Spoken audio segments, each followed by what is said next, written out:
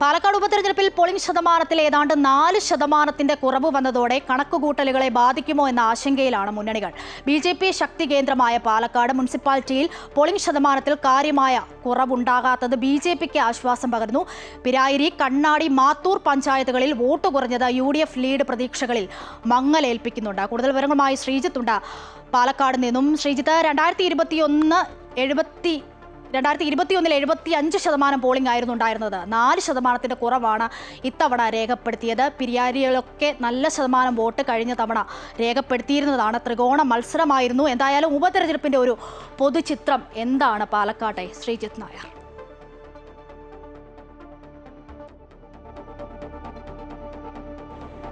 അശ്വതി, പാലക്കാട്ടെ തിരഞ്ഞെടുപ്പ് അങ്ങനെ അവസാനിച്ചിരിക്കുകയാണ്.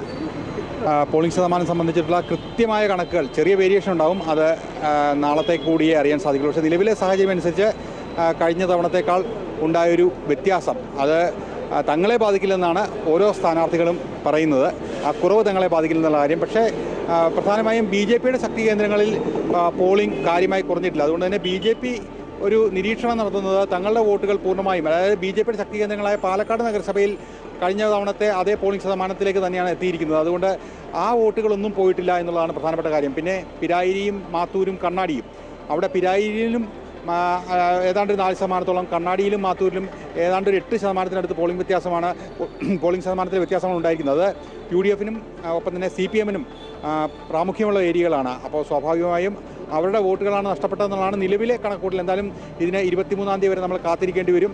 അത് ഒഴിച്ചു നിർത്തി കഴിഞ്ഞാൽ സുഗമമായൊരു തിരഞ്ഞെടുപ്പെന്ന് പറയാമായിരുന്നു. പക്ഷേ വെണ്ണക്കരയിലെ ഒരു സംഘർഷം ഉണ്ടായൊരു അവസ്ഥയുണ്ടായി. അത് രാഹുൽ മാങ്കൂട്ടത്തിൽ 42-ാം നമ്പർ ബൂത്തിലെത്തിയപ്പോൾ അവിടെ ബൂത്തിനുള്ളിൽ നിന്ന് കൈ ഉയർത്തി കാണിച്ചപ്പോൾ അത് വോട്ട് ചോദിച്ചതാണെന്ന് പറഞ്ഞ തർക്കത്തിനെ തുടർന്നുണ്ടായ സംഘർഷമാണ്. അത് കോൺഗ്രസ് പ്രവർത്തകരും പിന്നീട് രാഹുലും തമ്മിൽ, കോൺഗ്രസ് പ്രവർത്തകരും BJP പ്രവർത്തകരും തമ്മിലുണ്ടായത്. രാഹുൽ പറയുന്നത് ബൂത്തിനുള്ളിൽ കയറാൻ സ്ഥാനാർത്ഥിക്ക് അവകാശമുണ്ട്, അത് എന്തിനു നിഷേധിക്കുന്നു? കാരണം ഇടതുപക്ഷ സ്ഥാനാർത്ഥിയും കൃഷ്ണകുമാർ ഉൾപ്പെടെയുള്ളവർ കയറിയപ്പോൾ ഇങ്ങനെയൊരു ഇഷ്യൂ ഉണ്ടായില്ല എന്ന് പറയുന്നു. പക്ഷേ ഇവർ പറയുന്നത് അവിടെ വെച്ച് വോട്ട് ചോദിച്ചു എന്ന് പറയുന്നതാണ്. പിന്നീട് അത് വാക്കേറ്റത്തിലോട്ട് പോയത്. എന്തായാലും CCTV ദൃശ്യങ്ങൾ ഉൾപ്പെടെ പരിശോധിക്കാം. ഇത് പരാജയ ഭീതി മൂലം ഉണ്ടായ ഒരു വാക്കേറ്റമാണ്. പക്ഷേ അവിടെ പിന്നീട് പോലീസ് ഇടപെട്ട ആ സംഘർഷ സാധ്യതയ്ക്ക് ലഘൂകരിക്കുകയുണ്ടായി.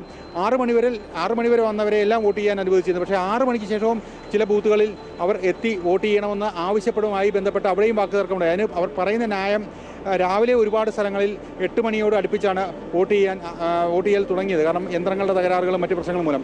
പക്ഷേ ആ സമയം നീട്ടിക്കൊടുത്തില്ല എന്നുള്ളതാണ്. പക്ഷേ തിരഞ്ഞെടുപ്പ് ചട്ടം അനുസരിച്ച് 6 മണിക്ക് ശേഷം വരുന്നവരെ പ്രവേശിപ്പിക്കാൻ നിർവാഹമില്ലാത്തതിനാൽ അവരെ തിരിച്ചയക്കേണ്ടി വന്നു. എന്തായാലും അത്തരത്തിലുള്ള തർക്കങ്ങളോ കാര്യങ്ങളോ ഒന്നും ഉണ്ടായില്ല.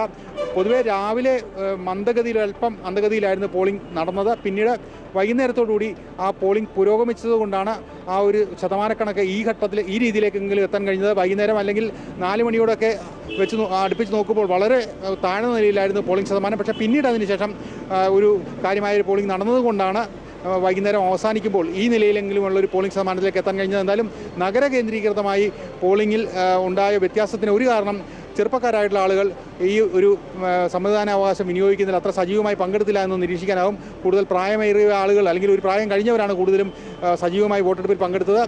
18-നും 30-നും ഇടയ്ക്കുള്ളവരെ വളരെ ചുരുക്കമായി മാത്രമാണ് അവരുടെ ഒരു സജീവമായ സാന്നിധ്യം നമുക്ക് കാണാൻ സാധിച്ചത്. എന്തായാലും പൊതുവെ സമാധാനപരമായി പോളിംഗ് കഴിഞ്ഞു.